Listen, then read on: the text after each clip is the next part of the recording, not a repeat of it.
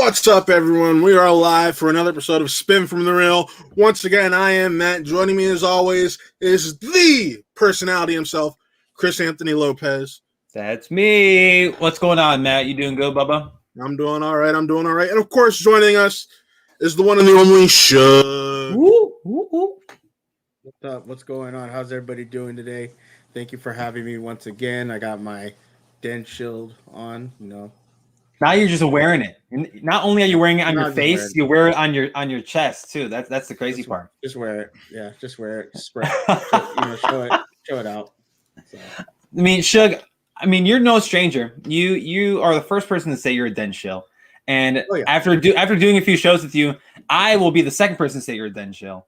But now the whole world knows. They don't even have to talk to you. They can just see what you're wearing. Well, pause. Everyone knows he's been a Den Shill since day one. Just in case they don't know.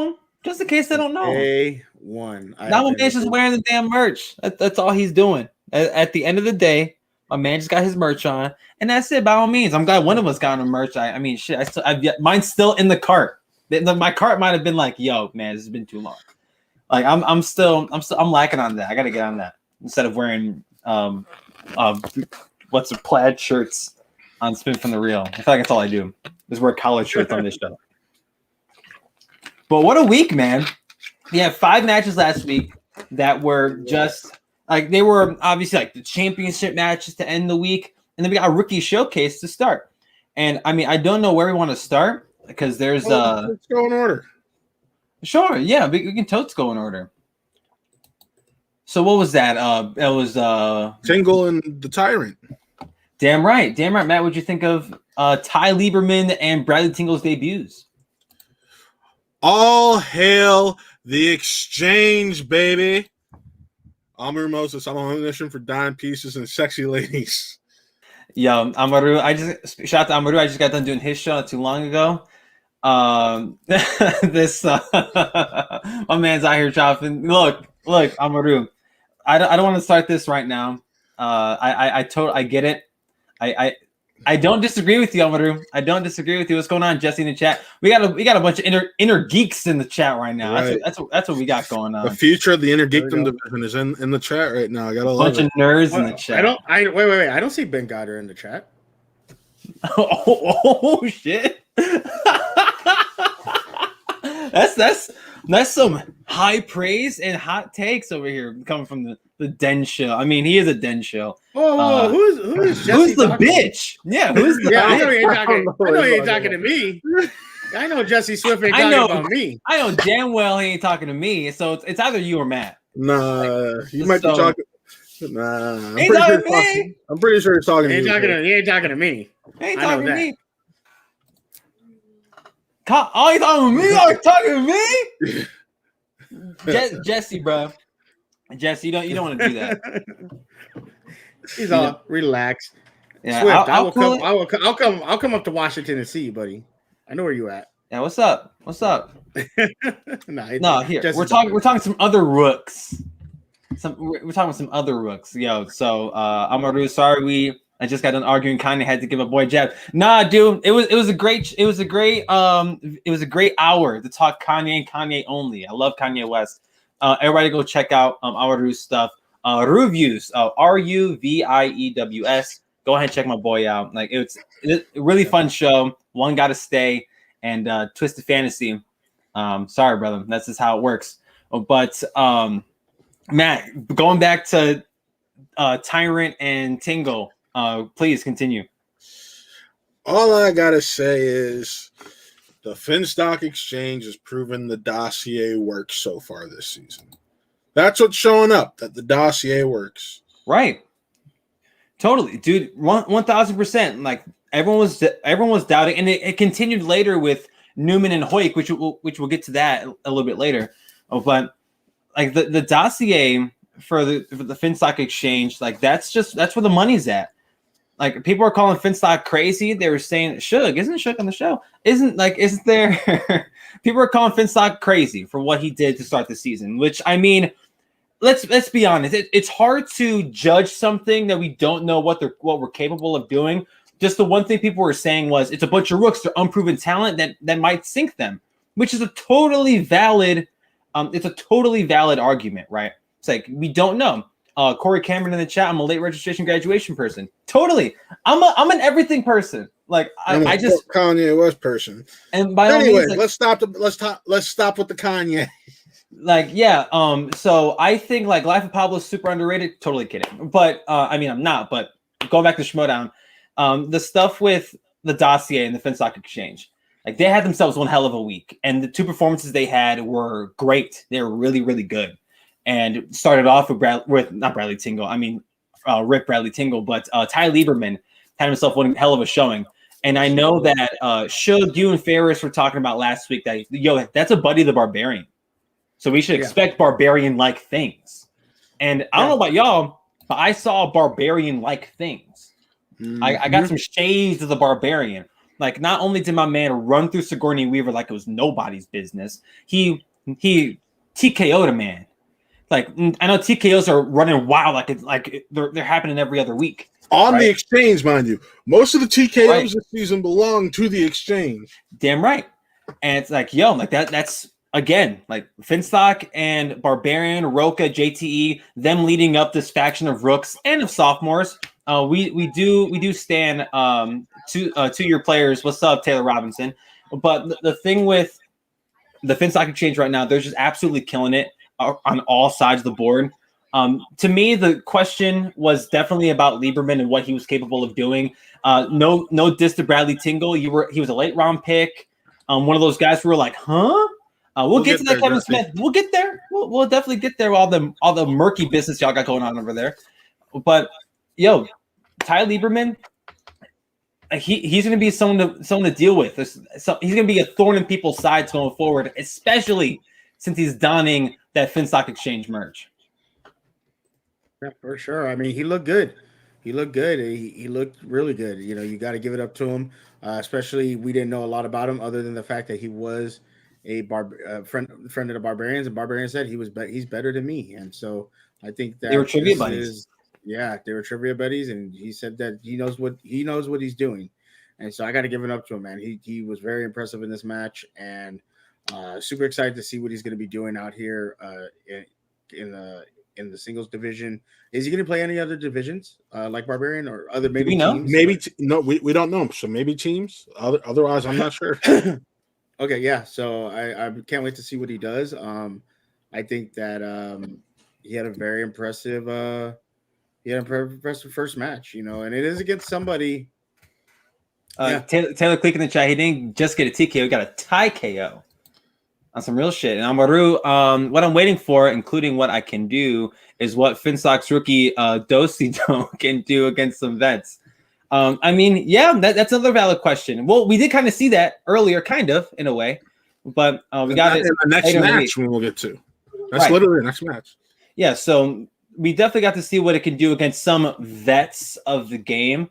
We'll see what happens with some more established singles players, of course. But with what we saw with Lieberman still TKO'd him. And Bradley Tingle, I know he got classics in the second round, which didn't help his case at all. Not at all. And like classics is known to sink some people. It's like if you don't know your shit in classics, like sorry man, you're probably gonna take the L in the match. Even if you know your classics, ask Paul, he knows his classics. Right, that too. That sunk him in his championship match. Right, classics is that it's a polarizing category to pull at any point, whether it's like it could be obviously on the wheel or in a championship third round. Like it could be some crazy ass questions, and they didn't do Tingle any favors. And I don't know what Tingle's like forte is or what he's rocking with on what he prefers out of his movie taste, but classic wasn't it. And Lieberman is a dog. Lieberman is an absolute dog. Dropping 16 without having to answer a third round question. It seems like a theme now with the exchange, them not needing third round questions. Or if they do, maybe a 2 or a 3, but that's really it. But we're getting some decent performances out of the exchange, and Ty Lieberman's going to be one of those guys, alongside Griffey Nooms, that are going to be a force to be reckoned with, especially if they're teamed together. Especially since we know that JTE and Roka are going to be teamed together for the exchange. At least that's their top team to start the year. If you pair up a Tyrant and a Barbarian, or a Griffey Nooms and a Barbarian, or a Griffey Nooms and a Lieberman, that's something I like to see as well. What they do with these guys who are obviously really good singles players, but what they do with the tag division as well. But Swag, man, like on the opposite side of the spectrum. I was about to say, let's talk about Swag because right. And it kills me to say this because Winston's my boy, but they're chilling out there tied at the bottom of the standings with Corruption. At right. Two wins, 5 losses, and 4 points. And this is where, first of all, just to acknowledge the Corruption side of what you just said, people keep giving shit about Corruption, like y'all are at the bottom. So is Swag. Let's not forget that. But not only that, where was Corruption last year? They were at the bottom, right? And then they put their big guns in, and once their big guns got in, then they had a rookie come in that wasn't expected to do what they did, right? You know, so let's not overhype being on the bottom right now. It's totally it's still very. There's no but. No. I was saying it's a different situation in the fact that we had a hiatus and they would have had more time to make up that in the standings because of the situation that was last season with basically just going right into tournaments. That helped them. But to counter what you just said, there's more points being thrown around this year. Yes, and I understand that completely. I'm just saying count out these teams, Flag or Corruption. No. What I was getting to is Corruption's points for the most part were buoyed by Adam Collins' tournament wins. Yeah. No, it wasn't. It was also. It was. I said for the most part. I said for the most part. I said for the most part. No, there was Chance of Mike. Chance and Mike them went to the IG tournament, and then they went and they were winning the championship match. Chance and Mike got them into that contention, but Adam Collins is what put them over the top. Is what I'm talking about. Adam Collins was what put the icing on the cake. That was the finisher. Because without those Adam Collins points, you're not getting the same outcome in the faction championship. That's all. Yeah, that's an if factor. That's the game, baby. That's the game. A lot of other. I mean, Roxy had an opportunity to run that way. The Den had the opportunity. Remember, the Den put in all their big guns into that singles tournament. What happened? Paul got put out in the first round. Tom got put out in the second round, third round. So was Trini. She didn't have a great performance either. So Trini didn't have. James White got put out second round. Right. And James White got put out in the second round. So you're with these tournaments now. What's good about the season, what you just said, is we have a lot more matches, a lot just regular matches, and we're gonna have tournaments. So it's gonna be even across the board. But last year was just how it was. That's just how the season played out. I know, and that's my point. I wasn't counting them out. I was just saying what I was more so trying to get across is that they're at the bottom. I'm not gonna count them out, but at the end of the day, we're 2 months into the season roughly, and we're about to hit some heavy tournament season with Star Wars and teams right? Tournament. Yeah. Mm-hmm. I mean, if you're looking at that tournament, that teams tournament and the Star Wars tournament, and I don't have the bracket for the Star Wars, so I don't know who's corrupt. We got it. Yeah, we should have it. Oh, it's Sean Sullivan. That's who it is, Sean Sullivan. So if you're looking at this tournament right here, you're saying, okay, Corruption is not favored in this tournament. Which is like, okay. But if you're looking at the teams tournament, Deception, everyone's high on Deception. So they're assuming. I think it's Deception Danger Zone for that, and then the Danger Zone. Yeah. And a lot of people will pick Danger Zone. Some people will pick Deception. So you're looking at these tournaments saying, okay, Deception can possibly get to the finals. There's and we'll see and we're happy with whatever Sean Sullivan gives us. Right. Because he's 0-3. Let's just be honest. He's 0-3. Yep. So. Right. But you're looking at these tournaments. Like any points we get, we're good. The tournaments you're looking at, you're going to win, or you're possibly going to be in the finals. That is, you're looking at the IG tournament. You're looking at the singles tournament. If Adam Collins plays, Chance is going to play. Yeah, what if he runs through another tournament, dude? Yeah, or if he doesn't win the belt back, because obviously I don't know what's happening. He's going to probably play for a number one contender spot. He was making it sound like he's going to play some more matches before he gets back to a belt. Yeah, and so who's? Oh yeah, sorry, Corey. Sean's not 1 and 2 speed. Thank you, Corey. 1 and 3. He's 1 and 3 now, right?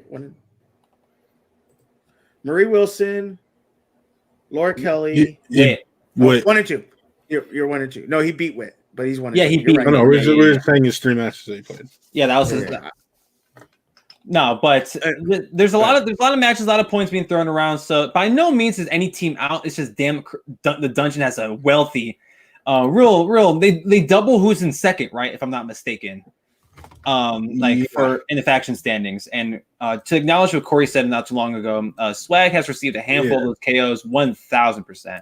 That's the big downside with Swag. They're the ones who have been on the receiving end of a lot of those. That's what's the issue is there. And that's the crazy part about this season, right? It's like say we go back to last season, even with the hiatus, if you take a loss, you take a loss, you move on. This year, if you take a TKO, you lose your faction points. That says a lot about you and like your worth and what you're bringing to the faction. And I know like a lot of these TKOs, like say the Radis V match, right? I think it was a close match, like numbers wise, but with context and V not necessarily doing so well in the third round. Like if she gets a question right or two questions right, things change. Obviously, we're not talking about TKOs with that, but if you're just looking at this blind with no context, like who's getting TKOs, who's costing their faction points, at the end of the day, you're costing your faction points. That's a real, like that's a rough thing to have bearing on you, especially like how we've been talking about for a little bit.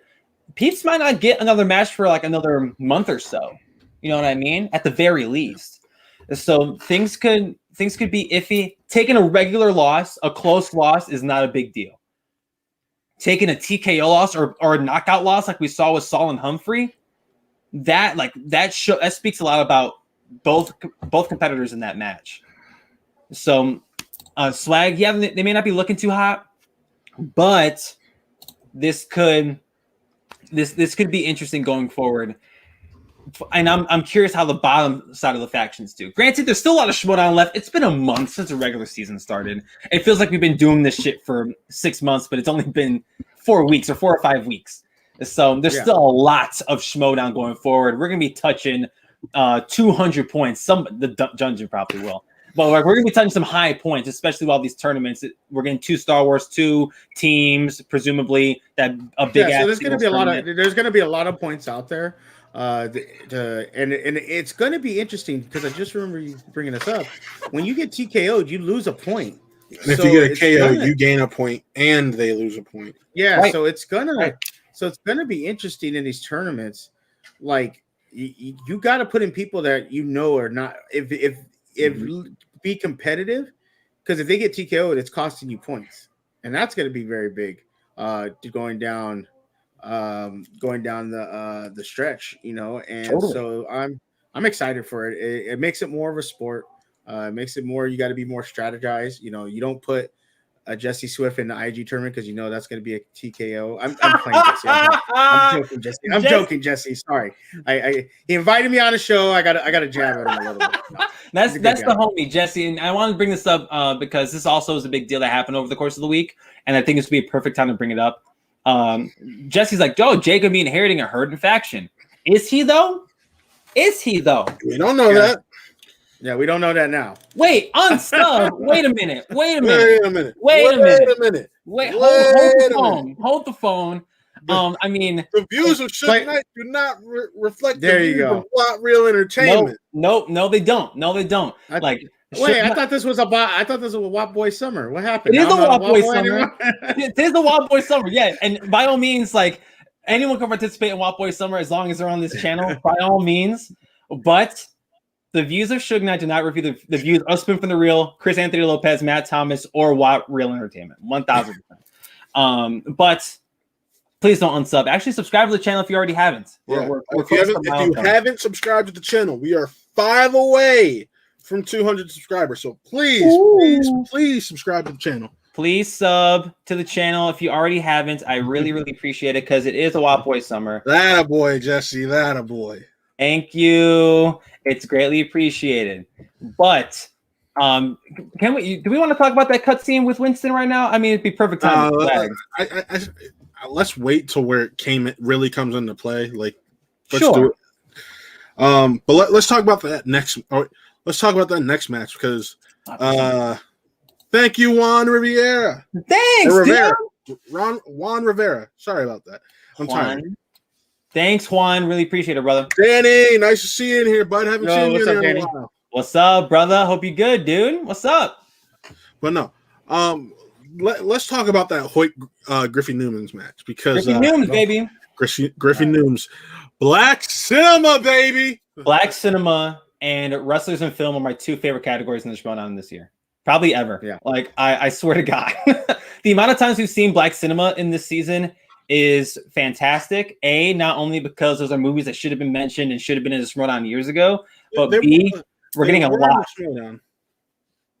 Well, I mean, of course, yeah, they were in the Schmoedown, but GD, like, and yeah, we'll get to Downtown. We'll get to Griffey Nooms, Taylor Cleek in the chat. The Ragent for Rick Gratis. You know, so Taylor's no stranger to the Finstock Exchange.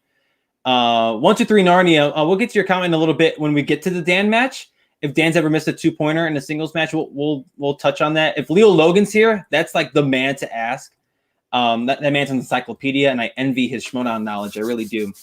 But with Hoyk and with Griffey Nooms, now I'll take the lead on this because I'm a guy that bought into the Mark Edward Hoyk hype, right? And I talked about this on Speaking of Schmoedown, which, by the way, go check out their show on Saturdays at 1 p.m. Central, 2:30 p.m. Eastern on Saturdays. They have a great show over there. I talked about Hoyk and Griffey Nooms because this is Hoyk's first singles match. He's been asking for a singles match, and this is our first spotlights into Griffey Nooms. This makes me feel more bad because we both picked Hoyk, and then we say he's been asking for singles. And Matt takes a 4-point jump in the standings.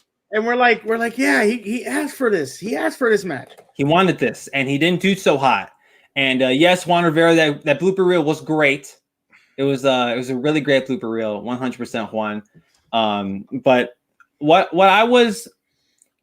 I've been thinking about with Hoyk, right? And I was asked on Speaking of Schmoedown if Hoyk should go down to FCL, and I thought that was so disrespectful.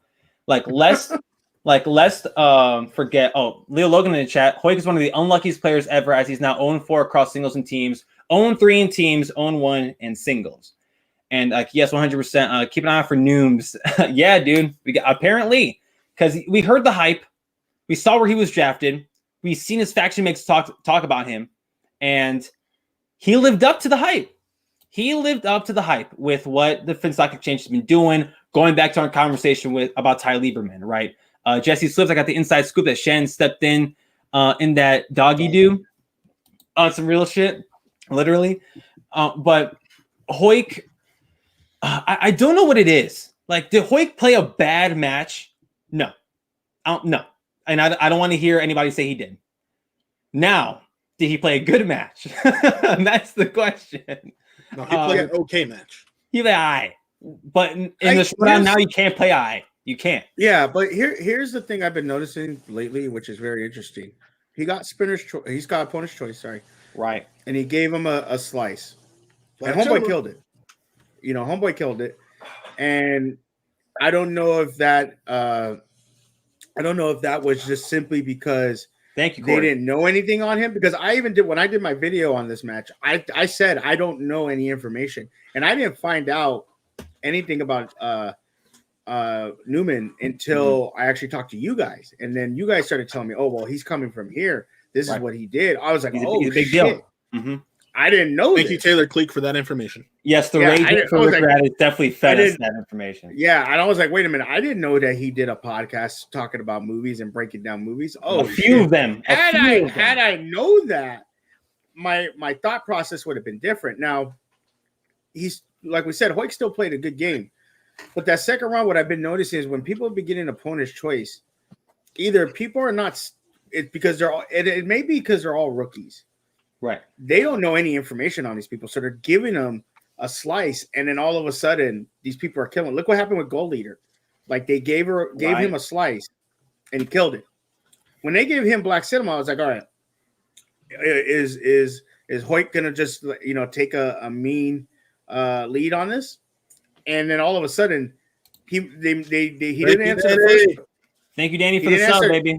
Yeah, thank you, Danny. He didn't answer the first question. And then after that, Griffin killed it.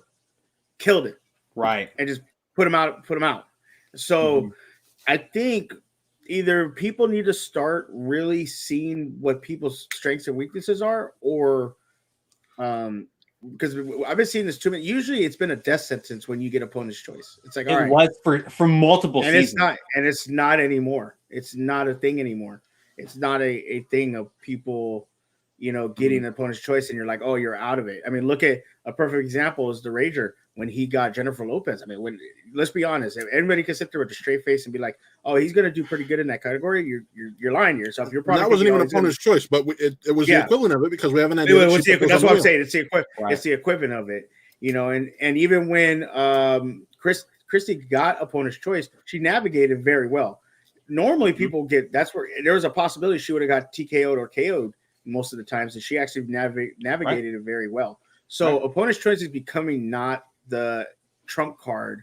Don't mean to use Trump as the word, but it's not becoming the ace in the hole in a Schmoedown match. So people need to really be cautious and pay attention to what people's strengths are, weaknesses are, and really do some homework. And if you can't do homework, you got to figure something out. You got to throw a slice on there that if you get opponent's choice, that someone. I mean, what sounds in soundtracks or whatever it is. You got to do something. Director, something. You got to really throw something up there to really throw somebody off their game. So if you do get opponent's choice to give them something, you can steal the match that way. Because how many times does opponent's choice come up and people have been winning with it? Like, that's crazy. I thought Newman was sunk when he got opponent's choice, and he played beautifully. Because the Schmoedown has taught us to think that way, right? Like, and we've seen in history, and history has repeated itself multiple times, where it's like, oh, you get spinners, you're winning the match. You get opponents, you're losing the match. And that's what the Schmoedown was for years. And Jesse's flipped in the chat. I want this schmuck. Got to get you on real trivia match. Call out who you want to take on. Wait, what? Oh, is that Jesse's thing? I did. Oh, Jesse, I did watch that. Jesse, you might want to change the name because it's a little similar to something else we got here. So just saying. Just we'll talk about that later, Jesse. You can just holla at us. But no, like the Schmoedown has taught us that if you get opponent's choice, you are done for. But I forget where the turning point was, where the Schmoedown became next level, right? To where we're watching it now. And that's when opponent's choice became like, you have to know me. If you don't know me, give me a category and watch me. Because we've seen that multiple times, dude, where someone will get opponent's choice and they'll kick its ass like what we saw Griffin Newman do, right? And that's just, I don't want to say ignorance because ignorance has a negative connotation, but it's your lack of awareness for what your opponent is weak at. And that, I mean, Griffin Newman, you had to do, listen to his podcasts, like watch all that stuff for him. And that's, I know it's a lot of work and hours of stuff to do. And that's the advantage that these rookies have. Griffin can go back and rewatch Hoik matches and see what Hoik's not good at. Yeah. Hoik can't do the same thing for Griffin. And maybe that's where Newman had the advantage. And again, it paid off in his favor because Hoik didn't do all that hot and disaster movies. I mean, he pulled that in the second round, which, to your point, Shug, right? Of putting on a category that you may not be the best at, but you know your opponent may not be good at it either. Disaster films seem like a category Hoik was just trying to navigate his way through, right? Yeah. And he got 5 points out of it, which 5 points is respectable in round 2. But in matches like this, especially against competitors like Newman, apparently, you have to do better than 5, especially after only getting 5 in the first round. And, exactly. And with what you said about putting on a category that you know your opponent might not be good at, well, if you're not good at it either, that wheel can go against you, and you can be rocking with classics. You know what I mean? Like, that could also be a thing that could hurt you as well. And I know Taylor Cleek in the chat of the Ragent for Rick Radis, he's been popping off about Griffin Newman, and 1,000%. And when I picked Hoik last week, I was banking off of Hoik's success that he had towards late last year and the hype. That's what I bought into, the corruption hype. And I mean, it's not the first time that the corruption hype has sunk me in regards to who I thought was going to win. And Taylor Cleek, Griffin Newman is a connoisseur of filmographies. Apparently, dude, Griffin Newman and Ty Lieberman, 2 people in the Finstock Exchange who have been highly sought as people who are going to be rocking this league. They had great performances over last week. Fantastic performances. And Leo Logan also said in the chat, all of Hoik's round 3 questions are Steven Spielberg related, which that is one hell of a coincidence, ain't it? One hell of a Right. coincidence. That's some FCL Point Break Keanu Reeves type stuff, if you know what I mean.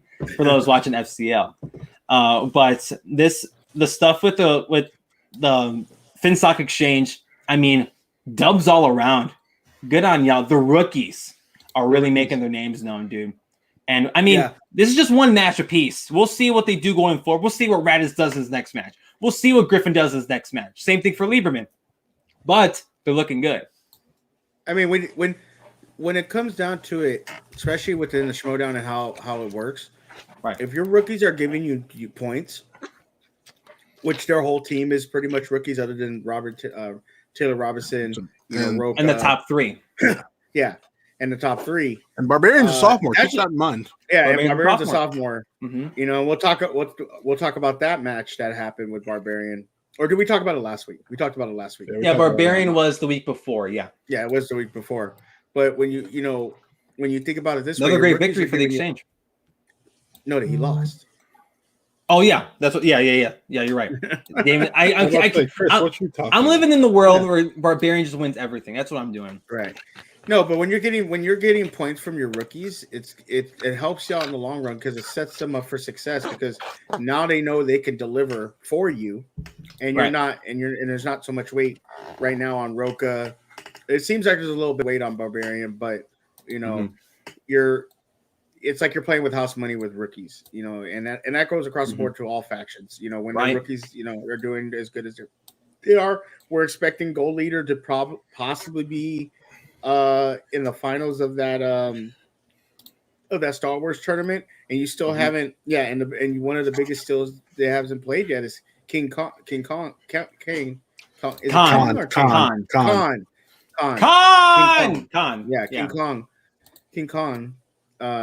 the longest, I called Matt Thompson. So it happened.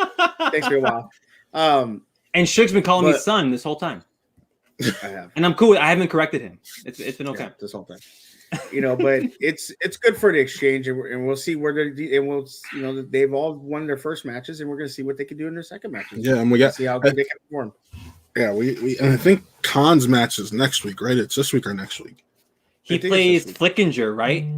Oh yeah, I hope he wins that one. Yeah, I know. Yeah, and I don't want to talk about the stuff Flickinger got himself a part of, but we'll leave my man's personal life to his own Twitter page. That's Thursday. Sweet. That's Thursday. So we'll see what Khan's capable of doing this week. We'll talk about that in detail in just a little bit. Right. But the stuff with the FinStock Exchange, it gets better and better every week. Although Barbarian took an L, he looked good. It was still a good match. It just wasn't what we We expect Barbarian to be top dog. We expect him to be top tier, S tier, because he had himself some great showings last year. And going into this year, he's out here co-running the Exchange, or at least presumably he's out here co-running the Exchange. So we're over here seeing what Barbarian's doing, bringing in his homies. Look what Lieberman just did. As far as I'm concerned, Barbarian's taking a bunch of W's with the exception of his own match. Right. Which is a problem in itself, but he'll be fine. Which is why forward. I said I think he needs to take a break on being a player coach to get himself in order. But I want to go to something. This is kind of off topic, and I just thought about it. I don't know if we talked about this. Hit me with it. And I apologize for bringing this up now. No. Well, I don't think we talked about this. Alex Damon beat Barbarian. Now he plays Mike Kalinowski. Mm-hmm. He also has the Star Wars Championship coming up too. Mm-hmm. That is a lot of pressure on Alex Damon right now. That's also a lot of points for the Stars, possibly. It is a lot of points, but that's a lot. You're playing in a number one contenders match to play an IG champion, and you're playing a Star Wars Championship match that you just played a couple months ago that went into sudden death against a guy that didn't miss and you didn't miss. I totally, that is legitimately a lot of pressure on Alex Damon. If he beats Demolanta and he beats Mike Kalinowski and wins the IG belt and has both belts, he has to be on Rushmore. Yeah. I really believe you have to put him on Rushmore. Yes. At this point, yes. And this is coming from a guy who was Damon, I want to see more Inner Geekdom before I officially put him on on Rushmore, but if he's out here being top tier Intergeekdom players, if he has an IG title, you just right, no. that too. If he beats Mara, I think beating Mara is qualification enough. Think about who he beats. You beat Barbarian.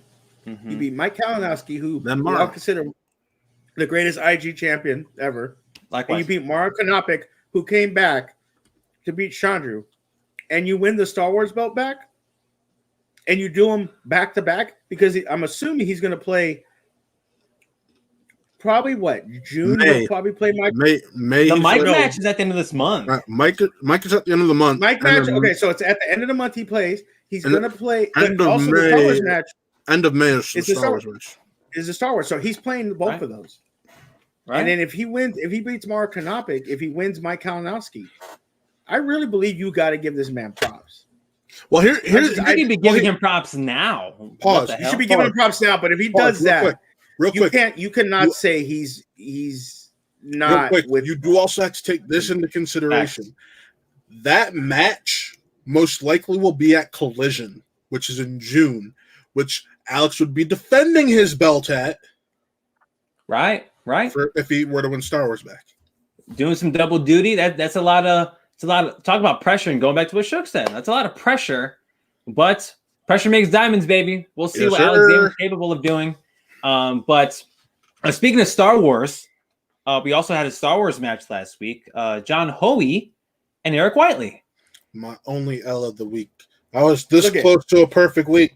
There was Eric Whiteley still played a really good game. Matt, you'll never be perfect, okay? Just get that out of your head. You're never going to be perfect. But I want to say this, and I want to kind of just say, Schmoedown fans, you are one of the best fans. We understand the game, and I really appreciate people that try to educate other new fans coming in, because a lot of people were pissed off, and we'll talk about the ending of that match, of what happened. And people were complaining, and people were trying to explain to them, well, this is the rules. And they were pointing them to the rule book and everything like that. So I want to give a big shout out to Schmoedown fans for just being awesome, not being rude, not being disrespectful, not telling people to shut the hell up, you're new here, anything like that. They were trying to educate them. They were trying to be polite and help people out with rules and everything like that. Because Eric Whiteley came in with a lot of hype. When they did the draft and he got drafted, it almost shut down YouTube, because they were spamming the chat so much, and in that match, if you watched it, they had 1,200 people watching that match. That was just a regular Star Wars match, right? They were watching. So, Blind Wave shows up for Eric, which I think is awesome, because he showed that he can play this game. Yeah. You do not walk away from that match saying, oh, I don't know if this guy has the knowledge. No, right. He has the knowledge to play Star Wars, undoubtedly.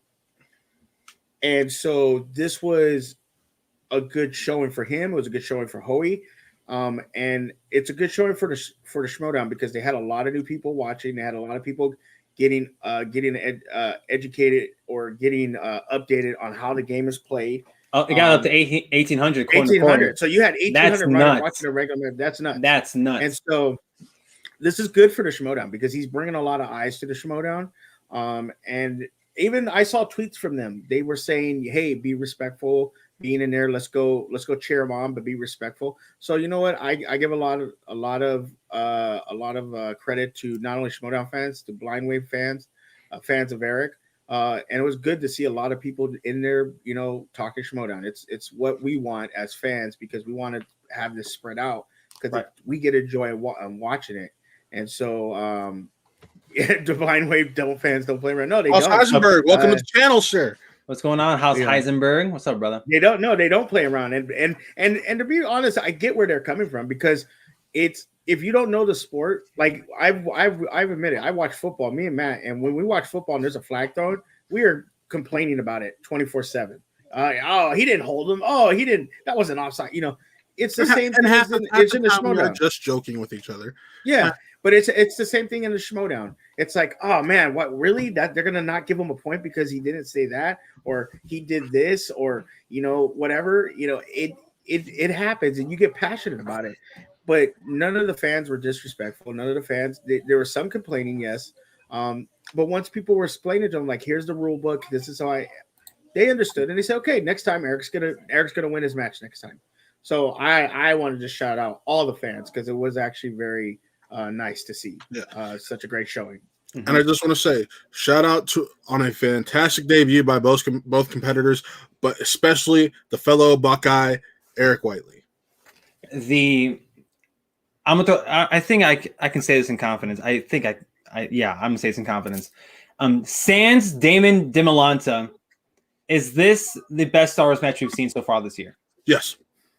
Yeah. Like I think from two rookies, and again, like Hoey, he does the stuff with the Resistance podcast, and Whiteley coming from Blind Wave. Not trying to spoil anything, but today's match was pretty up there. And I mean, I hope so. And we'll talk about that. We'll talk about that later. Because I definitely want to talk about the Major and the Razor. But looking at the stats from this match, I mean, like Hoey went, he got 9 points after the first round. Whiteley only got 8, which I mean, still great showings, and we've seen worse, right? By Star Wars standards, you know what I mean? But the stuff with the Corey second Cameron round, says hold that thought. I know why. I know, right? I have a feeling. I got a feeling. I haven't seen the Patreon match. Matt and we don't watch the Patreon matches. Shook cheats and he does. But I do. I pay for the damn thing. I'm gonna watch it. Chris and I pay, but we normally wait till after the show. Right. Plus, I just forget. House Heisenberg in the chat. I'm a big Blind Wave fan, but Hoey was very impressive. Early leader for Steal of the Draft, in my opinion. Nice. I can respect that. He might be. He might be. Right now, my Steal of the Draft, and this is going to depend on how she continues to play throughout the season, but Paige Fabretti right now is my Steal of the Draft because she had a very strong debut, especially for being a later round pick. So she was a final YouTube round pick, right? Yeah, she was a seventh. She was final broadcast round pick. Yeah, that's what I mean. The final YouTube. Oh yeah, final. Yeah, YouTube. Before we went on to the Twitter. Yeah, dude. Like there's a lot of potential, and Hoey went really late too. So there's some great rookies that we've seen come from later. Sorry, Chris, I didn't. No, go ahead. Go ahead, please. What I was just gonna say, going back to Steal of the Draft, and the Resistance podcast talks about how I believe James is actually the one they believe is the best. That would be the best at this at Schmoedown. They believe, and he wasn't drafted at all. Right? They say James was more of the one that they think was best. Sorry, I was swallowing. No, you're fine, dude. Stop apologizing to me, Shug. God bless America. I'm sorry. That's just how it is. But yeah, go ahead. Go back to your point, Chris. Sorry. No, so like there's definitely a lot of rooks that got a lot of hype going into this, and there's some rooks that definitely got drafted later, like a Hoey, like a Fabretti, and they're putting on good performances. But Hoey so far, I mean, man dropped 24 in a really good Star Wars match. He didn't need his 5, which I mean he could have gotten more points potentially. And like Whiteley should not be getting pooped on either. If he is, and I just haven't seen it, then shame on you. But like these two guys, he should not be getting. These two guys are great additions to the Star Wars division. Like he can play the game. And I was not familiar with Blind Wave, so House Heisenberg, as the resident big Blind Wave fan in the whole chat that we've seen so far. I don't know if anybody else watches Blind Wave, but I buy it, and I kind of bought it, especially after the hype and where Coy drafted him, and I want to see his inner geekdom stuff. That's also something I'm looking forward to watching when the time does come. But in regards to Star Wars, he did a really good job with the match. He just happened to face a better opponent, or an opponent that knew just a little bit more than he did. I mean, it was 9-8 after round. They got 9 points for Hoey, 8 points for Whiteley, 10 points for Hoey in the second round, 8 for Whiteley. That's a 3-point difference, right? But that 3 points makes the difference at the end of the match. We know 1 point. We know 1 point can make a a different. It can be a different match, you know. And the only person I've seen give Eric shit is someone from LGR, but everyone it's been positive. Oh, how about that? Oh, I know who it is. Who is it? I know who he's talking about. Was it Ferris? Yeah, I think it's Ferris. Ferris. Yeah, but I said it. I said I didn't know his knowledge because I know he does reactions, and I know he does it on Star Wars, and he probably knows a lot. But my assumption was Hoey does a actual podcast talking about Star Wars. So Right. It's like if you do one talking about many different nerd things, and then you're only focusing on the one subject. I'm always going to take the person that does the one subject because they do it consistently. After this match, I'll admit Eric knows his stuff. He's going to be able to compete in this league now. He knows his stuff. If Eric plays any of the people that just got done playing Star Wars matches, he probably beats them. He beats them. He needs to just get a little sharper on the game. Once he's sharper on that game, I think he's going to be fine. He has the knowledge. He's in the Star Wars tournament, right? Yeah, he's playing against Harper. That's a huge match. God bless America. A huge match. Now anticipation for the tournament has gone up tenfold just because of Whiteley's performance in a lot. I wonder how the major feels knowing that he's probably going to have one of the most watched Schmoedown matches when that tournament starts. Right, and House Heisenberg elaborates saying, no, it wasn't. Paris gave Eric a lot of props after the match. It was ASG. Okay, that makes more sense. Basically a bust and drafted too high. That's ASG. Okay, now House Heisenberg. Nobody respects ASG's opinion. Let's put that. Wait a minute. Let's not go that far. That. House Heisenberg. What we will say about ASG, he does have some outlandish takes.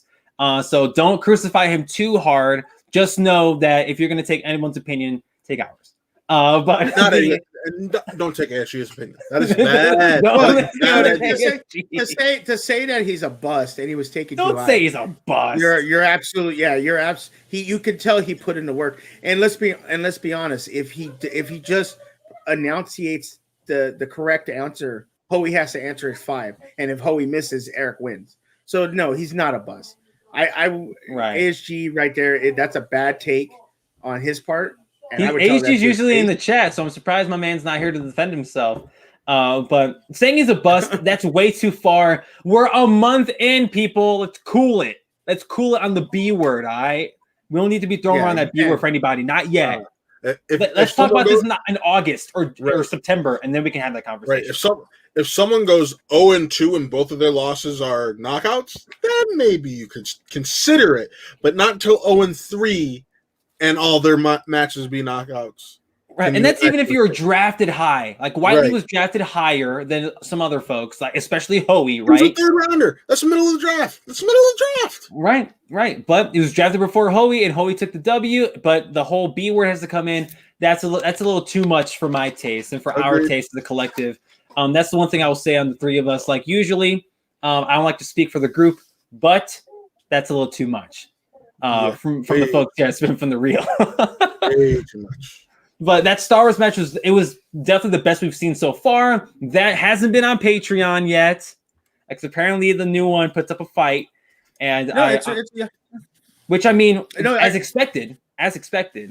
Well, no. Going back to the Hoey and Eric match, that was a big match to live up to, because you're both rookies. Eric has a lot of people behind him. You know, the blind wave is coming in strong. And that's a lot of pressure on Hoey to perform, because he's like, he's got to beat a guy that's beloved and has a lot of backing, and he was able to do it, but like I said, you don't take away what I've been loving about the Schmoedown in the last couple of weeks is you don't walk away from a match and go, yeah, the loser, I don't think he can be in this league. Like when you watch this Patreon match today, Chris, you're gonna say the loser of that match. You're gonna go, that guy belongs in the Star Wars division. That guy belongs in the Schmoedown. You're not gonna walk away from this match going, man, I don't think they should be in here. That hasn't happened this year. That happened a lot last year. There was matches you would go, man, I don't think that guy belongs here. And as my daughter is messing around, other matches this year, you haven't seen somebody lose and go, man, I don't know if they belong in a Schmoedown. Every match, you're like, that person needs to put in a little bit more work, and they're going to get there. A lot of these folks are competitive. It's competitive. Super competitive now compared to what it was. 3 yeyears ago, 4 years ago. Yeah, we had the competitive nature, but now everybody's in on it. It's a league-wide thing. Like it's not just the folks at the top fighting for the belts. It's everybody. The rookies who just found out what the Schmoedown was 6 months ago or 4 months ago, they're in on it too now. They're like, oh shit, like this is a big deal. Like I don't know if Eric Whiteley knew what the Schmoedown was in December. If he did, great. I think if he didn't, I think a lot of people have known about it, and there's you catch wind of it because people I've talked to like, yeah, I knew about the Schmoedown. Sorry, you're fine. Yeah, but go ahead, Chris. Like if he knew about it, right, then great, by all means, all power to him. But if he didn't, and like you're still coming in here putting out some really great performances in the Star Wars division, which is notoriously the most difficult division of the bunch, then okay, then by all means, House Heisenberg dropped a little comment. He said, I went back and forth with ASG on Reddit. Oh, on Reddit. That was you. I saw that. He was unimpressed with Eric and even suggested that he be dropped from all fantasy teams. Don't worry, I don't take him seriously. Good job, House Heisenberg, for being a bigger person. I don't take ASG seriously at all on any of his. I see ASG popping off on the Reddit pages, and I'm just reading. I don't participate. I've got like that. there's a lot of. I can't laugh or say anything right now on this subject. Okay. That's all I can say. I'll say, I'm not gonna say like Matt over here, like not respecting ASG's opinion. I definitely respect ASG's opinion. I disagree. He has opinions. I don't respect the opinions that come out of his mouth. That's sure, but that's fine. I think I saw that discourse on Reddit. I didn't know that was you, House Heisenberg. That's what's up. But no, the regular matches that we got last week were really, really good. Jeffrey Conn in the chat, what's going on? Coming in here, the king himself. Yeah. Do I have to take a knee? Is this where I take a knee now? Do I have to get up? ASG in the chat, or ASG is the Skip Bayless of the Schmoedown. He's not wrong. That's Thank you, Heisenberg. He gets what I mean. Look at this. The original Skip Bayless of the Schmoedown was Ferris. Taking knee, and ASG is absolutely just stole that from Ferris. Oh jeez, it's kneel to your king. First off, I don't know the no. I took a knee. Jeffrey for no one. Jeffrey, you are I can't wait to see your match this week. Big fan, but I don't deal to nobody. Okay. Yeah, Con, dude. I love I love what I've seen from you. But I haven't seen too much of you, dude. Maybe you have to come in an after show and talk about it. Hey, Shug, Kong didn't kneel to no one either, and look what happened. Yo, we're not even gonna get into that discussion because this whole thing that Godzilla whooped Kong's ass. You're lying. He didn't. I'm on Team Kong. I'm on Team Kong. I will say that. But wait a minute. Then we must have watched two different movies. You must have watched the bootleg version. We lost Chris. This is the all right, Shug. Let's keep it going. Let's keep it going. I was gonna wait till you brought me back in. I wasn't coming back in myself. No, like I would have sat back there the whole time and watched the show all by ourselves. And it's like, all right, bet. Like that's cool. I'm just saying we watched two different movies. That's all I'm saying. Oh no, we lost Chris again. I'll wait. Like I ain't playing around. Like my hands go nowhere near that mouse, boy. Nope. No. Taylor knows. He felt the rumble. That's what he did. Taylor felt the rumble. Two kaiju's about to start punching each other. A cyber punch, dude. Nope. I shall keep my mouth closed. Schmoedown, baby. Yeah, we had a pay-per-view on Friday. Yeah, the Schmoedown Throwdown. About this. Kevin Smith is the truth. Kevin Smith is the truth. He is a real competitor. Everyone who was afraid that he's just a celebrity. No, this man is taking it seriously. I gotta take a look because he barely misses a question. I think he has like a 90-something. Just insane. Kevin Smith, right? Okay. I'll speak for I'll speak for myself, right? I was on the fence for Kevin Smith. When he first showed up, I thought it was cute, him facing Jericho. One of my favorite matches of last year because of the whole presentation. I was a fan of the presentation, and Smith won. Okay, great. Like I wanted the champion, the AEW, to take a dub, but it is what it is. 89.8% accuracy percentage, by the way. In 3 matches. It's pretty dope. The second match against the Furt and Flaus, right? That was a squash. We all knew that. I think that was the worst kept secret in the Schmoedown. If you had the Furt and Flaus, I mean, you must have been smoking something. And wow. But this match against Stacey Howard, I said it last week on the show, and I'll say it again. This was Kevin's first real competition. Corey Cameron in the chat. People are forgetting that it's Kevin against the questions and not the competitors. The man. Thank you. Corey Cameron nails it on the head. Right. Like I thought, when I chose Howard last week, I was under the impression not only was I banking on the Howard luck that she usually gets, which she did. We did see it in this match. It was a little too late for Stacey. But this was Kevin's first real competition in regards to Schmoedown competitor in my eyes. And he did really, really well. Like, you cannot dispute how good this man has been in his matches. Obviously, his accuracy rate's really high. He took a chance on a Whoopi Goldberg category where I'm over here like, oh, shit, here we go. And he knocked it out of the park. Granted, I mean, I don't know. I don't watch Whoopi Goldberg flicks, so those movies were like, I was like, oh, okay, great. But he was out here killing it. Good on him. Stacey got Spinner's Choice, and it backfired on her. Going back to what Suge and I were talking about earlier with Spinner's Choice, right? That's not a guaranteed victory anymore because of the questions. And you get Nora Ephron, and some of those questions sank her to Kevin's out here stealing them, you know?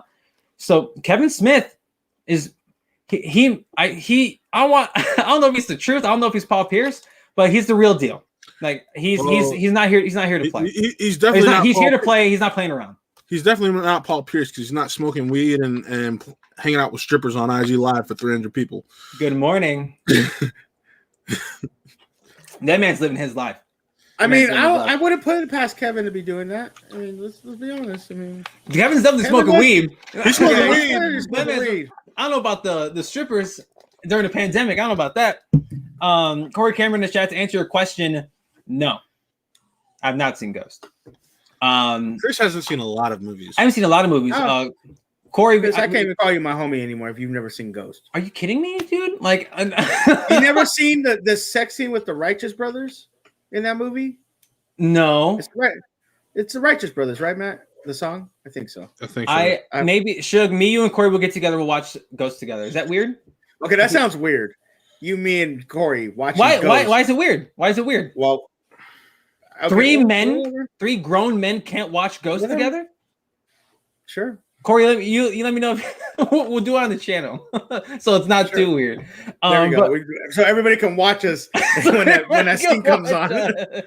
Leo Logan in the chat. Usual suspects. 2 players lose by TKO after getting Spinner's Choice. Liz, now Stacey. Good point, dude. Good stuff. Who's that saying more about? Sam or the competitors? I don't think it says anything about anybody. It's a weird situation where Spinner's Choice and Opponent's Choice are like not like that was the big thing last year, and I even said it this year when it was going to be Demolanta or not. I don't think it was Demolanta. Hey, real quick, can we respond to Taylor? He's still getting used to the game. He's still getting used to the game. I hope that was him playing up the bit. I really hope he wasn't. I do think that. Yeah. I think it was playing up the bit, but because it was bothering me too when he was doing it, Taylor. I'm not gonna lie, but I hope he was playing around. I really. Chris was getting. I was watching a match with Chris, and Chris was getting angry about it. But I was half asleep the whole time. Like I was looking at her like it's just fine. Me, Jefferson, it's fine. He's just acting. But this year has been weird with Spinner's Choice and Opponent's Choice. People complained about it last year, and they said it made the matches worse. It has been the opposite this year. Right. You get Spinners or Opponent's Choice, it is not a guarantee you're going to win the match now. As before, when it was like, oh, Opponent's Choice, I give you a category I'm good at. You miss mostly all the questions. I get them. You're knocked out of. Like I said in the beginning, it's been when Hoyt got Spinner's Choice and gave Newman Black Cinema, and then he killed it. And then he ended up TKOing Hoyt. Right. It is not a guarantee anymore. So it's very interesting how now Spinners and opponent and see, and this is what's more crazy is people are complaining. I saw this in the Facebook post where someone was complaining, oh, these questions are so easy. What's up, baby? They're like, these questions are so easy. You know, if they were so easy, and especially round 1, if they were so easy of questions, how come isn't everyone getting perfect round? why? Well, not only that, why is everybody getting TKO'd and KO'd now? Right. Literally, we've been seeing It's matches all where subjective. everybody. We've known this forever. It's all subjective. Exactly. And there are repeat questions. So you might hear a question, oh, I've heard this question before, so I know the answer. That doesn't mean that person knows the answer. Therefore, they're missing these questions. So I want people to stop complaining. People are getting spinner's choice and opponent's choice, and they're not losing the matches. So I don't understand why people are complaining about how these questions are so easy. If that was the case, then we would have an Alex Damon Demalanta match every time we watch every day, every week, every day. Every match they'd be going perfect, and they're not. Right. So, in this bringing it back to this match, I thought the same thing. I thought Stacy was going to really play like a competitive game, right? And House Heisenberg said in the chat, excited to see who Kevin plays next. Big question. It's got to be someone legit, right? I would say Stacy's legit, so that's why I call it quality win. Legit. Stacy's legit. Now I think what the tier you're going to get into with Kevin Smith is like a perfect match would be a video Drew, because you would. I was going to say characters. That, yeah. But that's two characters. Now, if you're talking about straight up knowledge, and Kevin Smith is 3-0, honestly, be honest with you, Ethan Irwin. Oh shit! Yo, seriously, he's 3-0. On some real shit. If you're going by record and you're going by what he's done, he just knocked out Stacey Howard. Let's be honest here. Eric Zipper didn't knock her out. Okay, yeah, or he TKO'd her, right? Was it TKO? Yeah, yes. He TKO'd her. Yes. Eric Zipper didn't do that, and Eric Zipper is we consider one of the top players, top 20, 25 players in the league, right? Totally. And when I've seen rankings, Stacey Howard was ranked pretty high for how she went last year. Kevin Smith is 3-0. So if you want to sit here and say, let's give him a legit, and Roca right now is going to probably be playing for a number one contenders match. You're literally looking at like an Ethan Irwin or maybe a Paul Preston. Maybe Paul Preston next. And on, I don't want to keep bringing up the show, but on speaking of Schmoedown this past week, we got to talk to Paul Preston, and he said that he would like to play Kevin Smith because victory. Let's see how this goes going into the rest of the season. Corey Cameron in the chat says, I'd say either give him Chance or one of those top 5 players. That's some high praise, Corey. Oh, Chance, yeah, Chance. Yes, I'm rocking with that. And also, I'm not avoiding your comment. Watching Ghost with the boys, not weird at all. Here, I will push back on that because I think storyline wise, there are 2 possible matches set up for. I think Video Drew's the obvious one. I'm not talking about Kevin Smith. I'm talking about for you. You're talking about number one contenders match. I think. Something that makes a ton of sense is Bateman versus Oyama rematch. Oh, just in general. Oh, okay. No, that doesn't make any sense. Why? You go Bateman Roca, and then Oyama versus Ethan. Oyama versus Collins, and then winners play to play. I'm just saying, Shug, hear me out. Bateman is who Oyama lost his title to. No, I understand that. There's a good story across the board. No. But if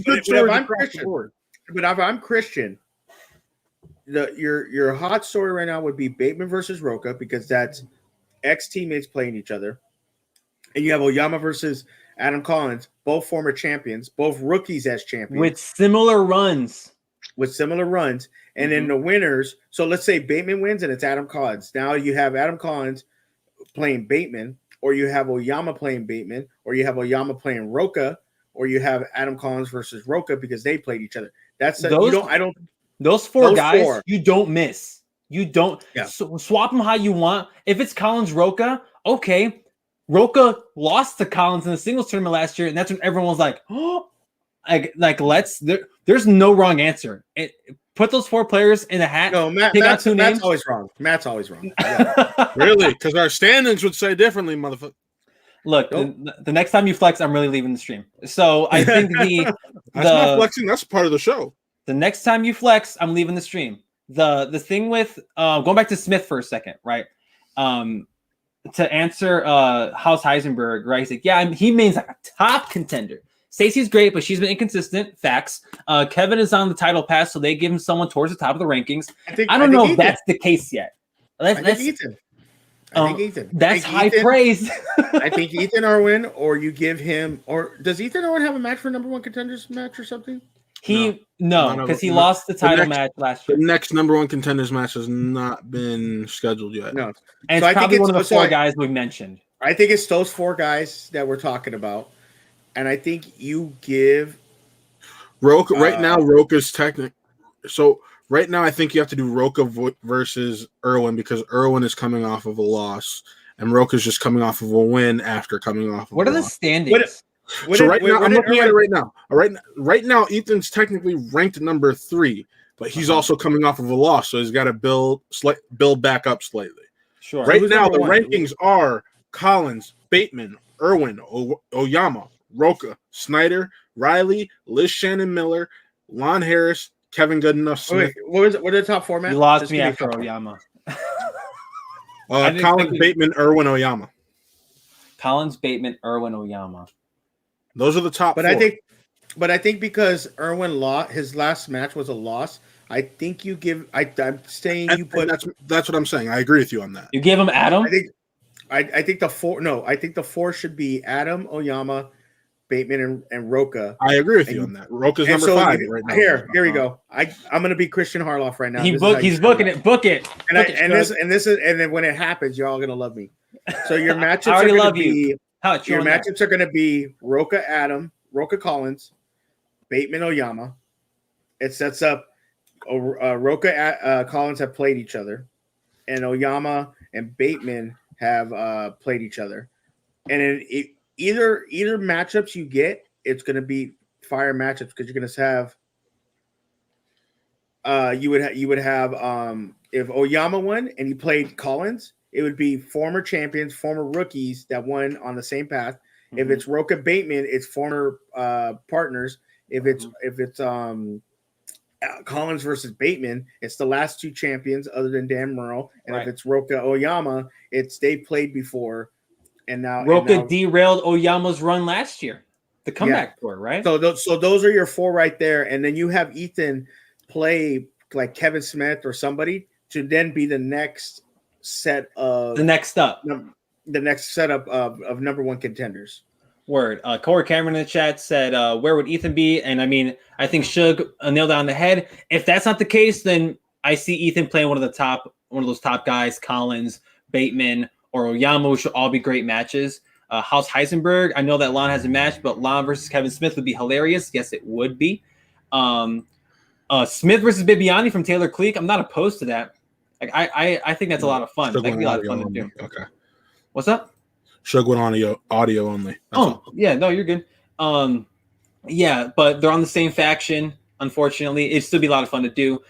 Corey Cameron said, "I'd put Collins on the ice right now, like Chandru."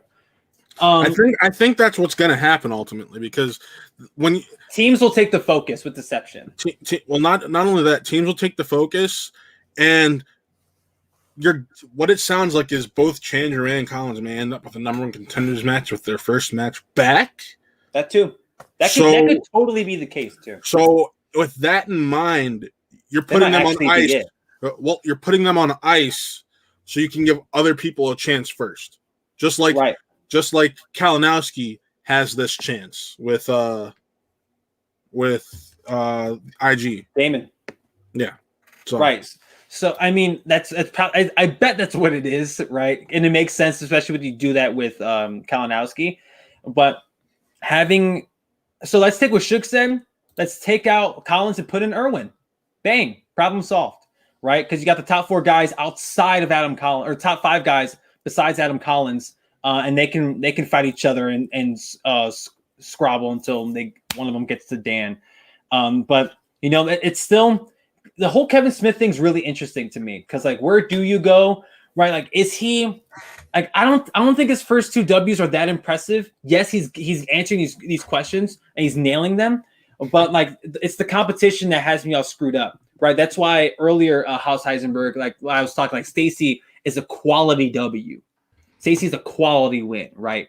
And like so on speaking of, we're talking like, yo, who's the competitor that has victories this year?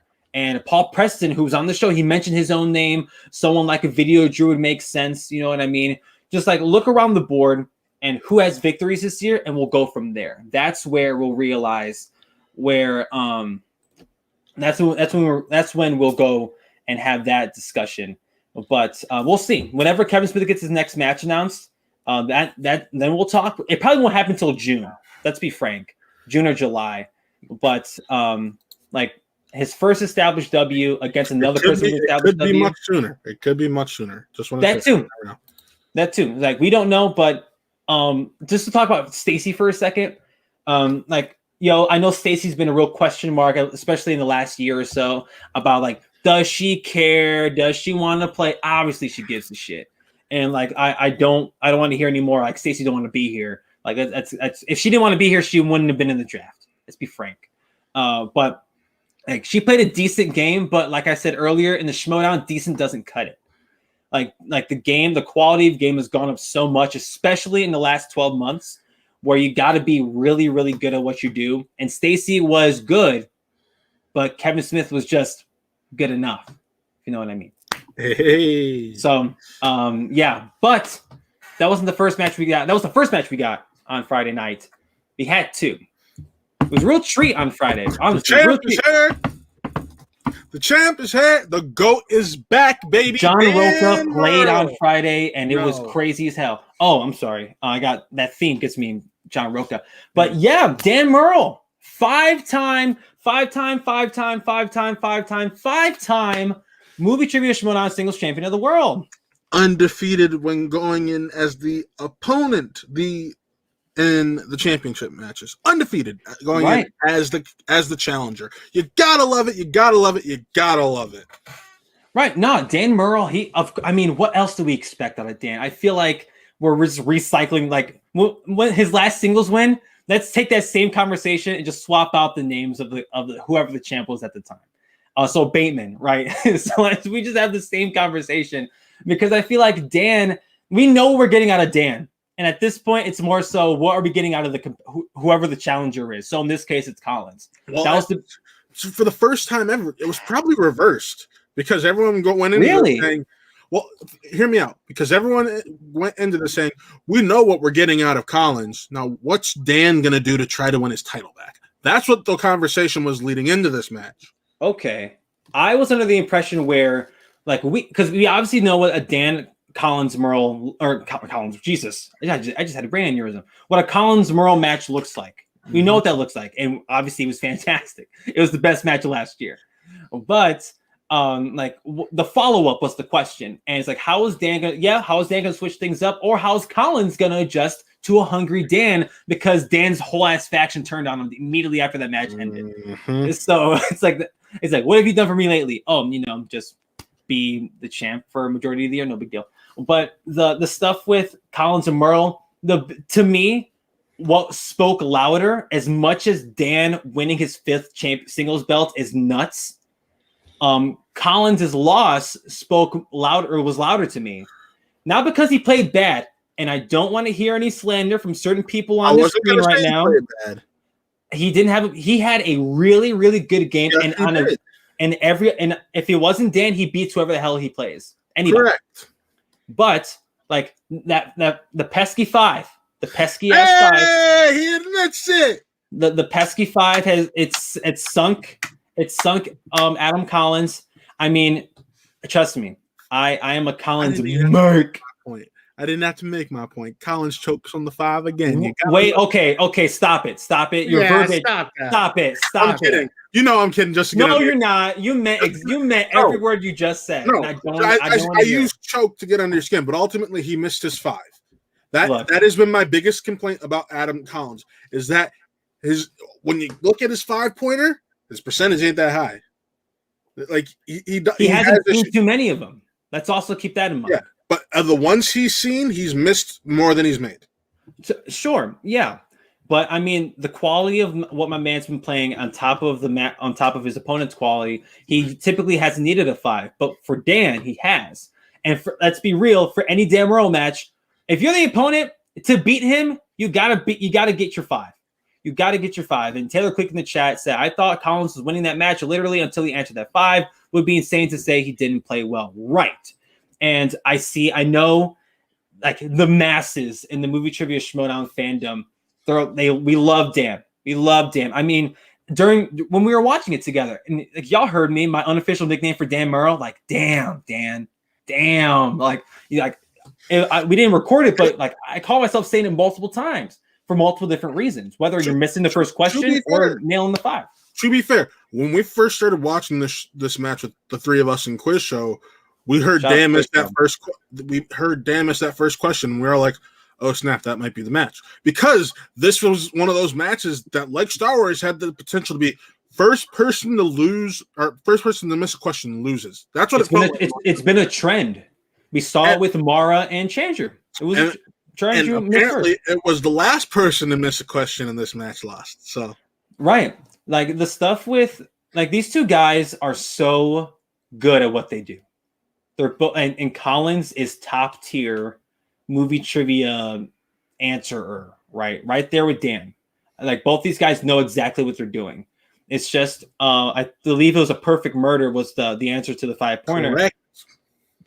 He missed the question, and people were giving him shit on social media. Black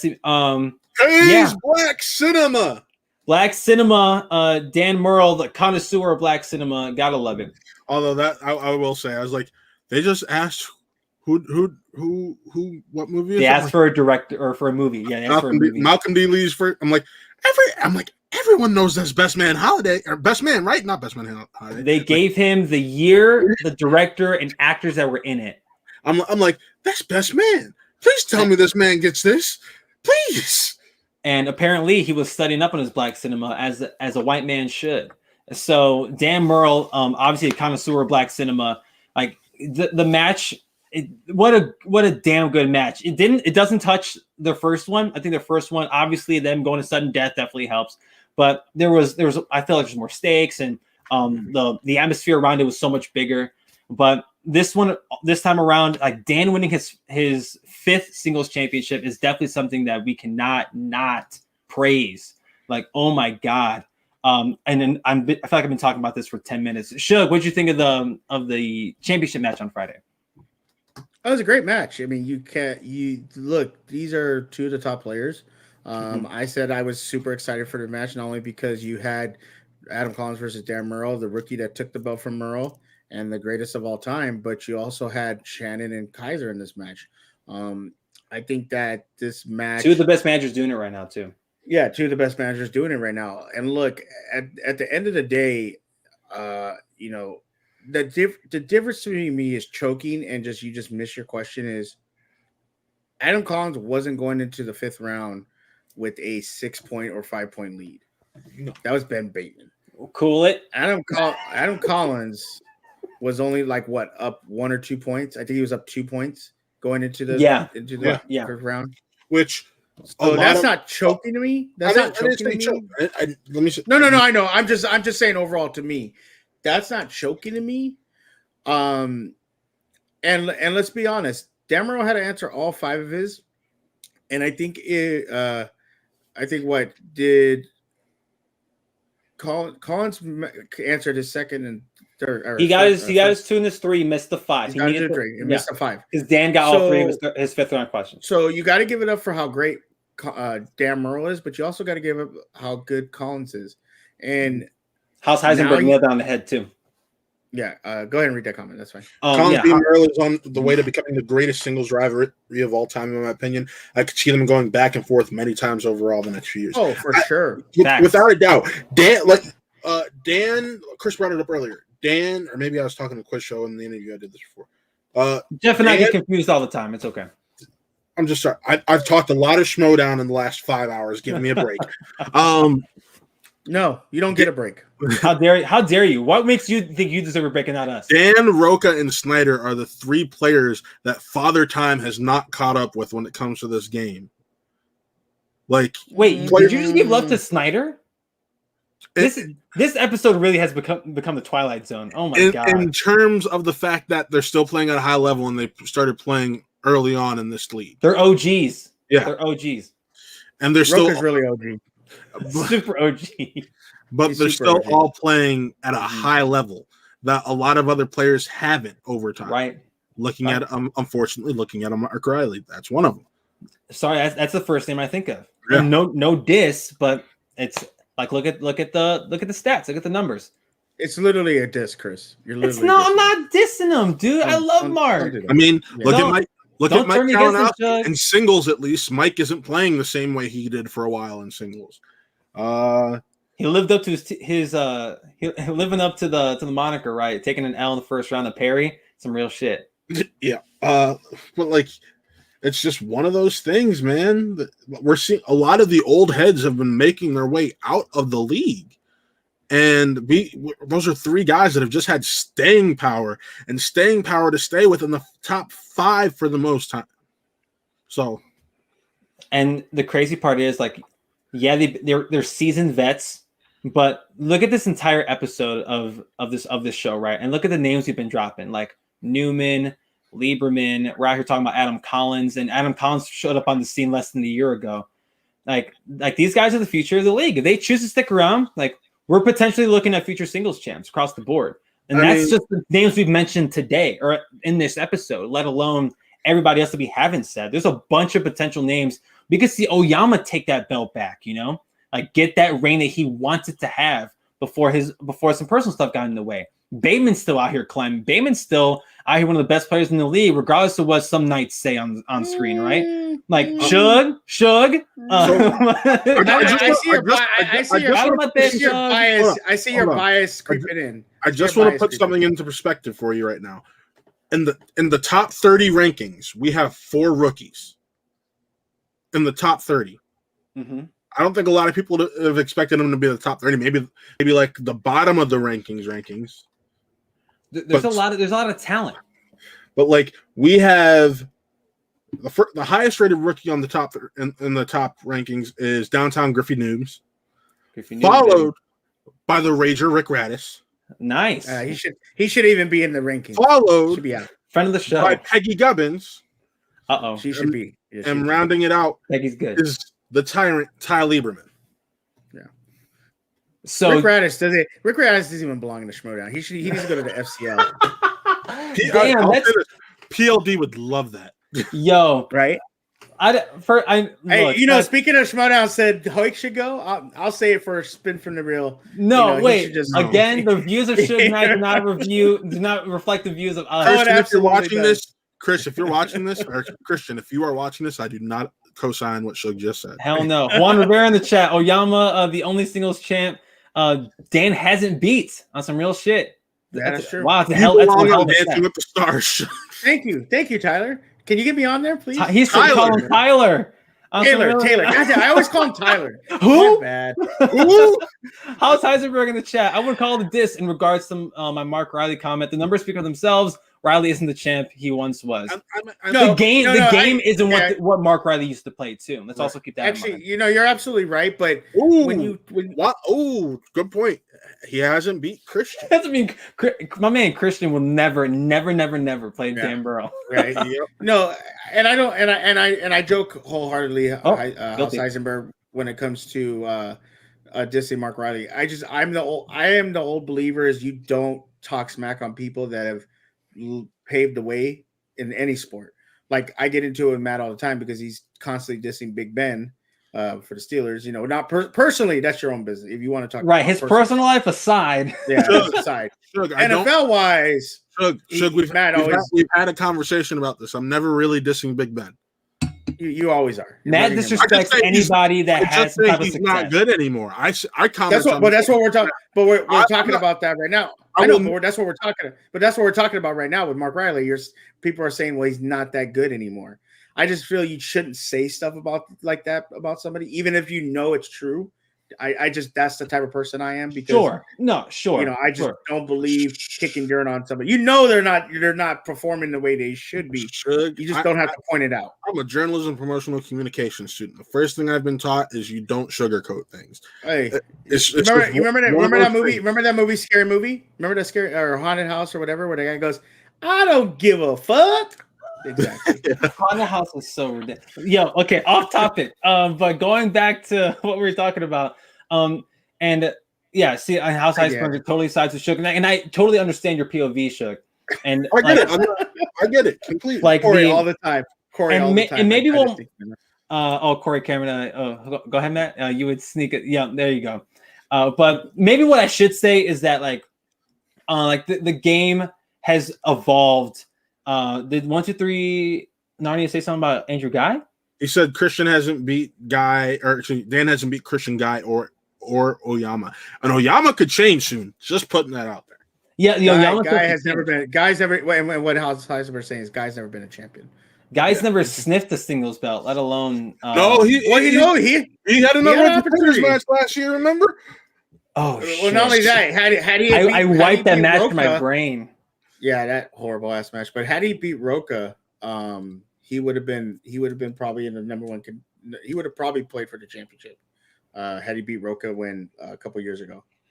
But in regards to Dan Merrell, Adam Collins, both of these guys, obviously they perform at a top level. All it took was one question. That's what sunk Dan before. Now it's sunk Collins. The one question.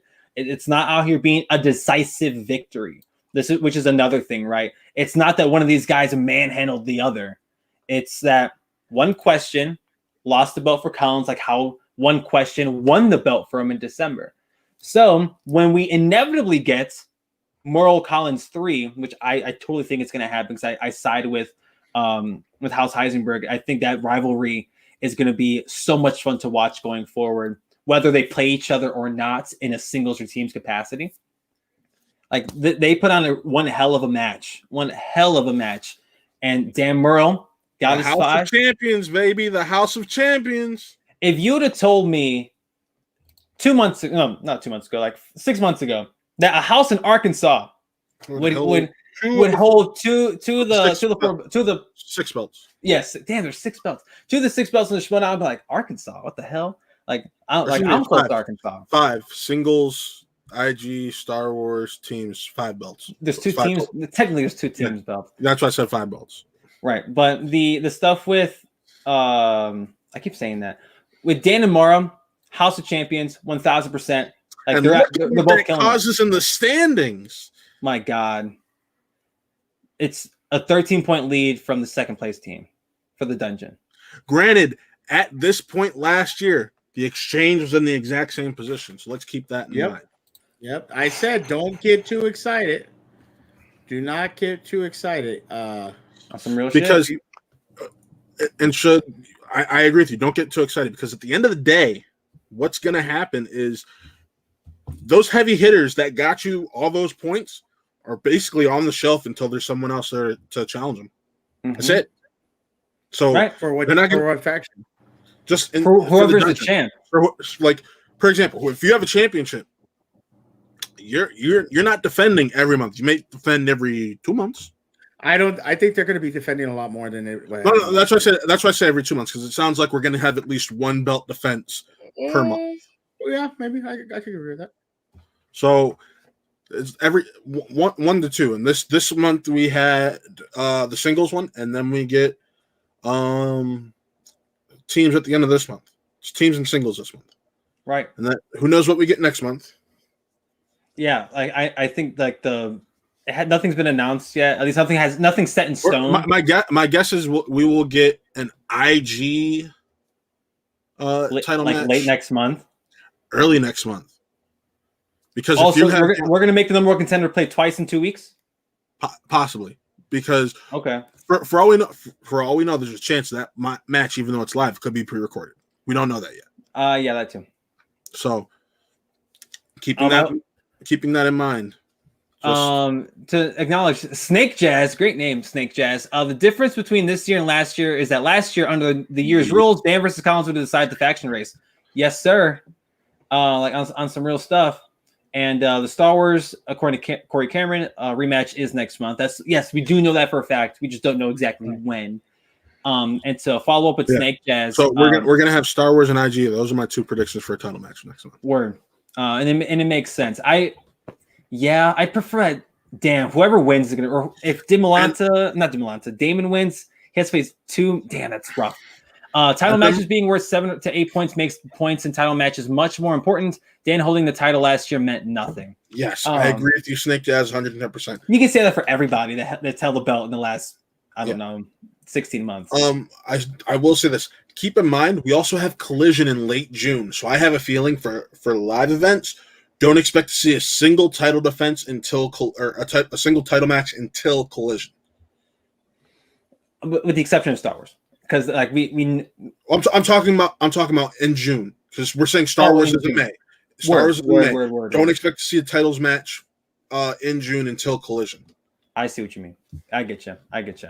But no, at the end of the day, both matches from the pay-per-view, all 4 matches that we got on Friday were a ton of fun in their own ways. And it's obviously it got us this long into the show. We just got done talking about the matches that happened last week. Now we got some matches going on this week. Now let's talk about this week's predictions. Standings going into this week are Matt 22-5, Suge 7-8. He did join late, people, so give him a break. And Chris at 17-10. Oh, so we're doing graphics now. Yeah. When were you going to tell me about the graphic? Just now. God, I hate you sometimes. So let's talk about the matches. Matt, what's going on? It's more professional than me holding up my notebook. That's the reason why. Sure, sure. Whatever you tell yourself to go sleep at night. So we got Adam Witt versus Thomas Harper. Suge will not participate in this. No, why would I? He watched the match. No. Yeah, but I had already picked it. Suge had already picked it. Yeah, I had already picked this because I said, "What the hell did Adam Witt do to piss off Christian Harlow?" You're right. Grace? You're right. Okay, so if you think I'm gonna take Adam Witt in this match, I just want no goddamn mind, Lopez. Spoily. He's just saying. My man's coming in here with confidence. That. No. Lopez, you out of your goddamn. Are you serious? You wouldn't have confidence in this match even if I didn't watch it? For a month, Suge has been like, I'm picking at Thomas Harper. Who did Adam Witt piss off? I'm For not the taking love that. of God. Exactly. Let me say something right now.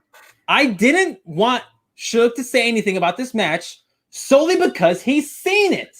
Now I know what he said last week and what he's been saying in our conversations on the side away from the show. I get that, and I agree with him. Chris, the reason I say this is because Suge doesn't move off of his initial opinion based off of what the reation of the match is. Chris, you sound like his secretary. Thank you, but Chris, you're really starting to get on my nerves. Okay. Like y'all both are pissing me off. Like this, like you love us. No, I don't. Like, yes, this is the thing with as of right now, my favorite people who have been involved in this show are Corey Cameron, Taylor Cleek, Juan Rivera, 123 Narnia, Hal Heisenberg. What's going on? Jeffrey Kahn. Everybody in the chat. Everybody watching right now. I like more than 2 of y'all right now. Y'all pissing me off. And Shook said my Winter Soldier words got me triggered and shit. Yep, like, don't be. Yeah, like that's all I gotta say is you're getting on my nerves, and Chris turns into a completely different person. Like, I'm going Thomas Harper. I take him over everybody right now because the guy's amazing. The Major's amazing. Go ahead, Chris. So I've also share Suge's sentiments. I've also been a part of the camp where it's like, I don't know what Adam Witt did. He seems like a really nice guy, but he must have done something wrong. And I think I mean, I was going to take Harper no matter who he played. Really, I have Thomas Harper as well. This man's been on our show multiple times, and it really looks like we're getting him next Monday also. Sweet. I'm so scared to talk to that man. But I love him. I can't wait to talk to him again. And I got him beating Witt. Apparently in a good match. Yeah, I got Harper. That was never going to change. I've had Harper since the moment he came on the show. I have Harper. I don't want to be premature about this, but I get like, remember before Damon lost, the whole vibe was like pick Damon until he gives you a reason not to pick him, right? And that's what happened with Dimolanta. I get similar vibes from Harper, and this man hasn't even played yet. Yep. Like, it's like, God, I'm not saying that's the case. Just saying I get similar vibes. But Thursday, that's the Wednesday match, right? Yeah, that was the Wednesday. Thursday, there's no live event this week, so we only have 3 matches Thank going. God. Give me a break. Thursday is King Khan versus Flickinger. Chris, start us off. King Khan. Khan! Now, the dossier, to my knowledge, at least from what I can remember off the top of my head, is not giving me a reason to pick against the Finstock Exchange, especially with the rookies. John Flickinger obviously has a YouTube channel, reviews movies, knows a lot about movies, no stranger to them. Khan intimidates the shit out of me, and I've only seen this man once on Gucciverse. So I'm gonna believe the hype. I'm gonna pick Jeffrey Khan. I'm gonna pick I'm gonna pick King Khan, and Flick pick. My man's been in the dark. And I don't know what to expect on a Flick pick. he's there. Yeah, I mean, he's been in the dark in regards to Schmoedown. He might be in the dark for a while now. Because apparently, I'm gonna pick Khan, like Leo Logan in the chat. That's just how I'm rocking. I see you, King, our King. I see you. Shug, who you got, Khan or Flick pick? And mind you, royalty's watching. Look it. I'm gonna go a little controversial here. Son of. We want Khan on the show. No, I'm not gonna do that. I'm taking King. I heard there's some good things about this kid, and I can't wait to see him play. And so I'm excited, and I hope he doesn't let us down. He better not. He's coming all in here doing all this talking. He better show up and play. So Snake Jazz said he can't bet against the dossier until we have a reason. On some real shit. Sure. Matt, do you agree with those sentiments? If you thought I was going to pick anyone else but King Khan, you are crazy. If there's one faction that I'm very plugged into based off of multiple connections, it is none other than the Exchange. And I just got to say, I'm hearing nothing but phenomenal things about King Khan. I have no reason to pick against the man. King Khan, all the way. Take that John Walker punk down. Wait, okay. I said let's not talk about the other stuff. Now, and again, Matt, I don't know how much the Exchange is paying you, but I want in. What's the match on Friday? Since I'll start off with this one. Last match is Lon Harris versus Drew Mcqueeny, and if you think I have anyone but the Godfather making his return, just you're barking up the wrong tree. Like, the Godfather was one of my favorite players coming back in. He's playing angry. He wants to get to Bateman. Godfather is the only logical option for this match, especially with Lon's performance in that team's match. Woof. Right. Damn, he did do not good in that match. Okay, Shug, how you feel about okay, sweet. I'll send you my routing number in a second. Shug, how you feel about Mcqueeny and Harris?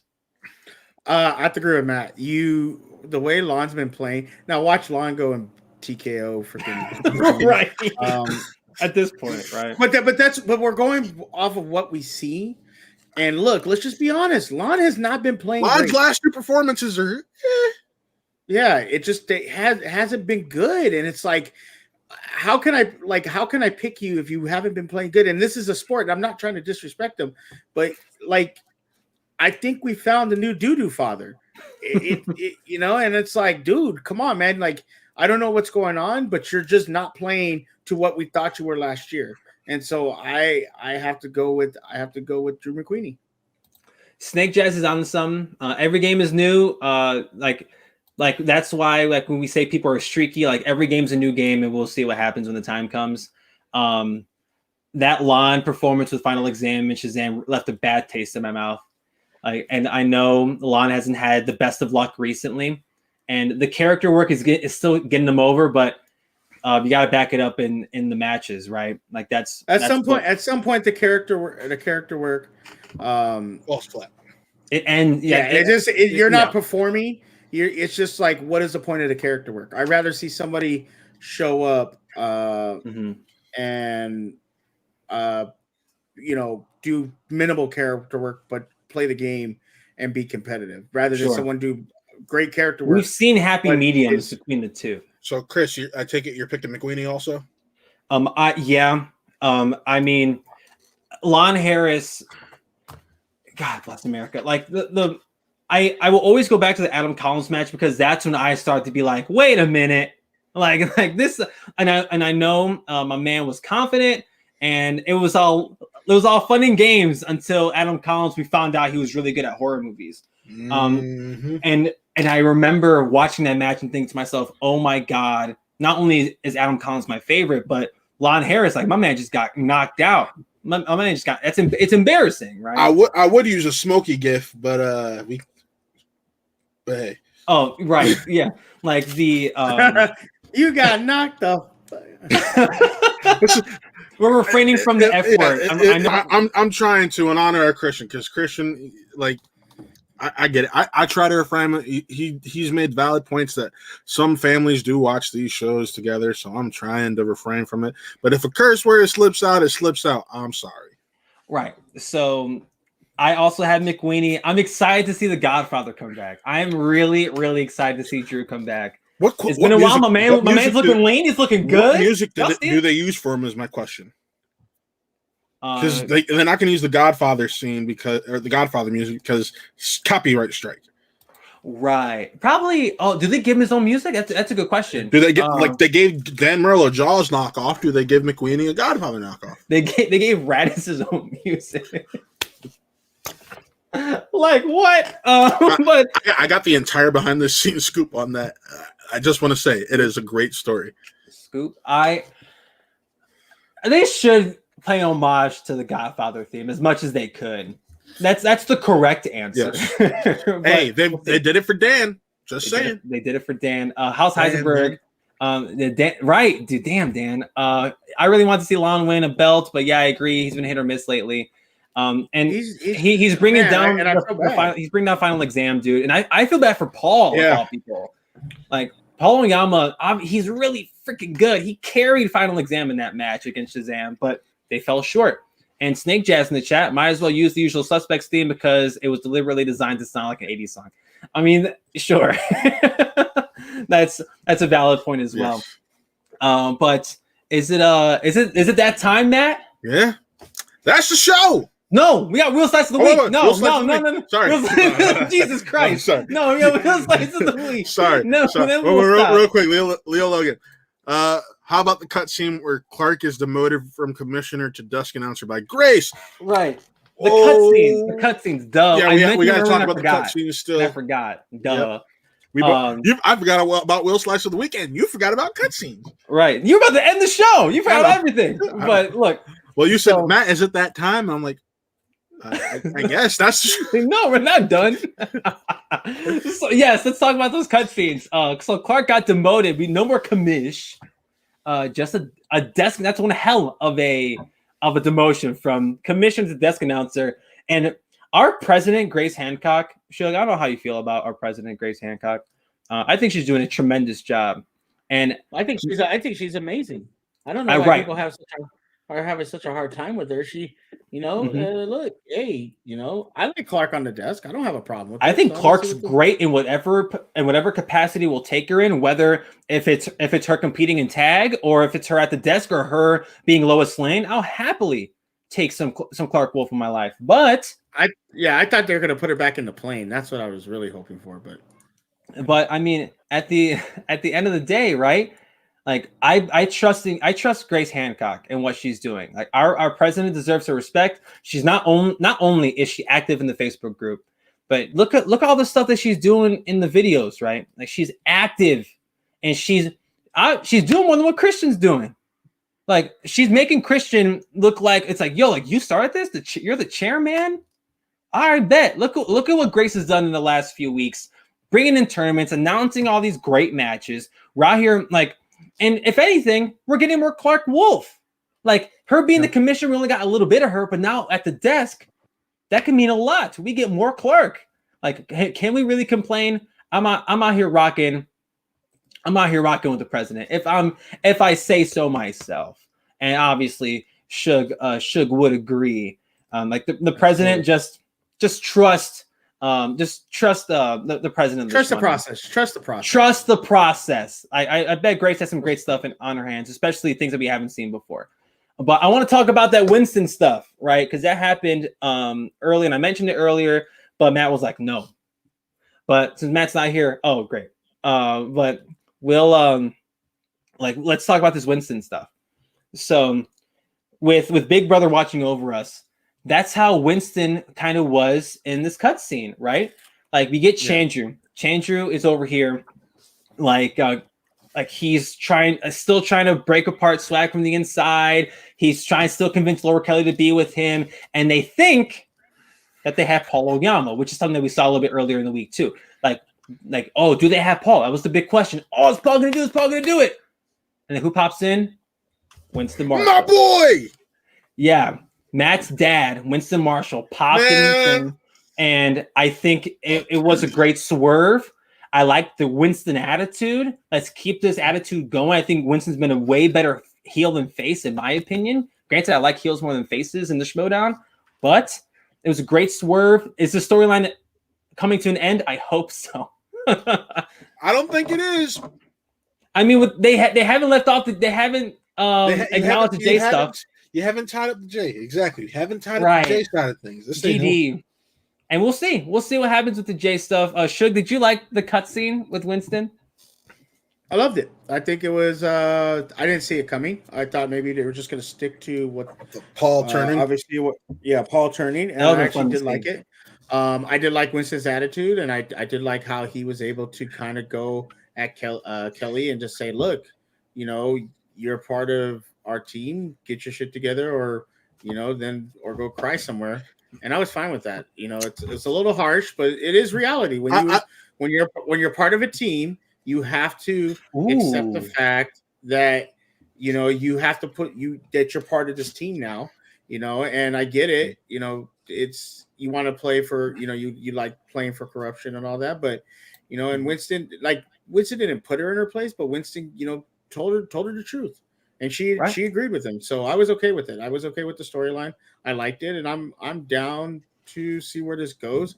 They need to resolve the J stuff and see where that goes. And we'll see what happens, But it was exciting to see. And I like the fact we're getting promos again and everything like that, because that's something we were missing last year, was a lot of storyline. Even though the season was great, we are getting storyline. We are getting great matches, and we're getting we're getting entertained, and that's what's great about the Schmoedown. It's all around. It's hitting on all cylinders this year. There hasn't been a situation like I've said that some of the matches I wasn't like, oh my god, I'm so excited for, but every match I've been like, all right, this is cool. The Chandru thing, he should have fought a little bit more, put up a little bit more fight, make it right. Stop crying, Chandru. Do something about it. Nah, I love that he didn't, because that showed the dominance. That you talk about getting a sunning. That's precisely what Winston did to that man. He said, "Look, you are the child. I am the father. Get your ish straight, or you gonna be gone, mother." Love. I mean, Matt knows about that, because that's what me and Chris do to Matt. So he knows how. I mean, Winston does it to him. So Matt is no stranger to getting sunned by Winston Marshall. That's the craziest part, right? Like, if anyone knows how Chandru feels, it's Matt Thomas of Spin from the Reel. Like, facts. What happened to Chris's internet connection? Oh, look, he's back. He left. He pissed him off. He's back. How dare you? Begin WAP Boy Summer. This is how you treat me. Oh, yeah. You left to change your name to WAP Boy Summer. You didn't have to do that. My WAP Boy Summer's been my name the whole time. If you would have paid attention to me, it's a WAP Boy Summer. It's been a WAP Boy Summer. It started off as Chris Anthony Lopez. I'll go back to the tape, bro. All right, go back when I changed it an hour and a half ago. Look, yeah, he did change it. All I'm saying is that, like, I'm so glad we have the inside scoop on what it's like to be Chandru. Seriously. Like, and Winston, I agree with Snake Jazz. Nah, this was Winston's best promo. It was. And I don't get sunned by Winston. I get little brother. It's better than getting sunned. But I mean, Sugar, you know what? like Suge was on something. Like we obviously we got to show this man some type of humbleness because his head's getting a little bigger than what it usually is. So the yes, Corey, No, it's a no, it's not a WAP. I mean, Watts Boy Summer is totally than a WAP Boy Summer. We could also have a WAP Boy Summer, but I don't think it's a conversation we're gonna have. I mean, here. Matt is weak ass. You know. Suge, get over here. I'll 5 of you, bro. Let's see what happens. Look. Hey, you might be 6 something, but those knees ain't, homie. Look, hey, I don't play, bro. Your old ass will just be running out of breath 4 strides into it. That's true. Because I ain't young like I used to be. Look, so at the end of the day, no WAP Boy Summer. At least not here. We can have the conversation later, Corey, when we watch Ghost. Which the more we discuss this, the weirder it gets, and I love it, and the more I want to do it. We're absolutely going to do it. We're absolutely going to do it on your channel. We're going to do a watch along while we drink and watch freaking Ghost. I would love to do that, but let's do Will Slice of the Week before we wrap up. All right, mine's simple. We have a graphic. We have the graphic. Yes. Do the this is the graphic you don't want to do. All right, word. Will Slice of the Week. All right, mine is simple. I'll get right to it. It was the star of this week in the movie trivia Schmoedown, and that is Black Cinema. Gotta love it. Gotta love it. All right, that's it. All right, cool. Yes, it's Black Cinema. Black Cinema. That's the correct answer. Not only because of what we saw with Dan Merrell's match. Granted, that wasn't his real slice. It was Griffey Nooms. I think all the way a long time ago, Corey Cameron, you spoiled it, and I was kind of mad that you did. It is Will Slice of the Week, and our boy does agree in the chat. But Griffey Nooms getting down the opponent's choice, absolutely dominating it. It's what decided the victory over Hoik after Hoik and Shannon's little goof up, giving him Black Cinema, thinking that Griffey Nooms is not knowledgeable in Black Cinema. Obviously, he's a connoisseur of Black film. So come on now. We can't underestimate people's love of Black film. Obviously, Griffey Nooms knows what he's talking about. Black Cinema, yes. Tallied up the first time Chris and Matt agree on a Will Slice of the Week. Unless Suge, you think it's something different. Did you have a preference this week? No, I have to concur with you guys. Black Cinema was. We need like a Black Cinema like thing where every time Black Cinema comes up, we just go nuts. I'm gonna get the Black Cinema slice and get it framed and put it right here. Yeah, or better yet, like our faces are on the Black Cinema slice when they go back. Wait, you don't have that connection yet. You're not me, okay? Or do I? Or do Matt, I? I could go get a slice from the room. Can you? Yeah. Thank you. Okay, sure. I could go get a slice. I'm so glad somebody can humble this guy. Matt's head bigger. He's always trying to flex on me, but I got the bigger flex, homie. Remember that. Look, at the end of the day, like the bigger the flexes are, right? It's like the more I just like want to just leave and just do,